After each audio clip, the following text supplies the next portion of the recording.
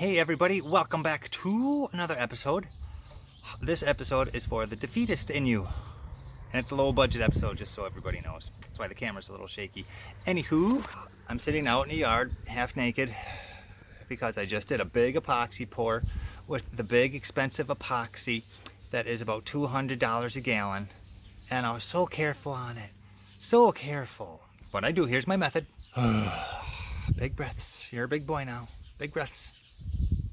I had everything taped up. I had it sanded so it made a nice seal, dusted, wiped off, all that good stuff that you're supposed to do because you're a professional woodworker and you know how to do stuff. So I made my epoxy. I made started off with 15 ounces and then I poured a little bit in, like it was a 4.5 inch thick pour, and I poured about 1 inch in. Looked good, let it sit for 10 minutes, no leaks. So then I poured the rest of it in.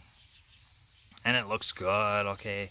Got the bubbles out, just playing with it. Hour goes by, oh, it looks good. I'll come back in case it settles a little bit, add a little more in. You know, it's slow cure epoxy. It takes 3 days, but I guess the wood, since it's a piece of pine, is so porous, it absorbed the epoxy through the cracks I was filling. It got under the tape and the tape let go. And so I came back out after lunch and it's just epoxy everywhere. It's like one of the biblical plagues. You know, you have locusts, boils, sun goes black, sea turns to blood, epoxy leaks.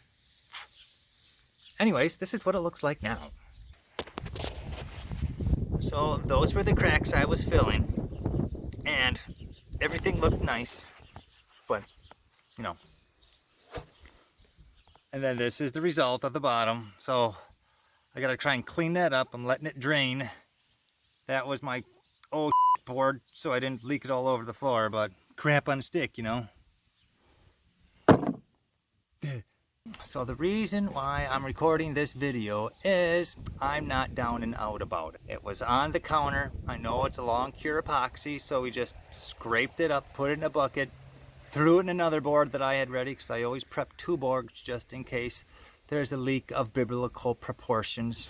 I'm not angry about it. I'm disappointed in myself because I guess when it's super porous like a piece of pine, I'm going to have to put on a couple layers, a seal coat on the bottom of polyurethane, so that way when I put my tape on, it won't all ooze out. Anywho, thanks for listening to me complain, vent. So if you ever do a deep epoxy pour with a porous material and you take all the precautions necessary, make sure you do some seal coats on the bottom where the tape's going to stick, just because you never know what's going to happen and you have a big old leak. But thanks for listening, everybody. We'll see you next time. Bye. Well, after something like this, you just say, well, gonna buy a moped.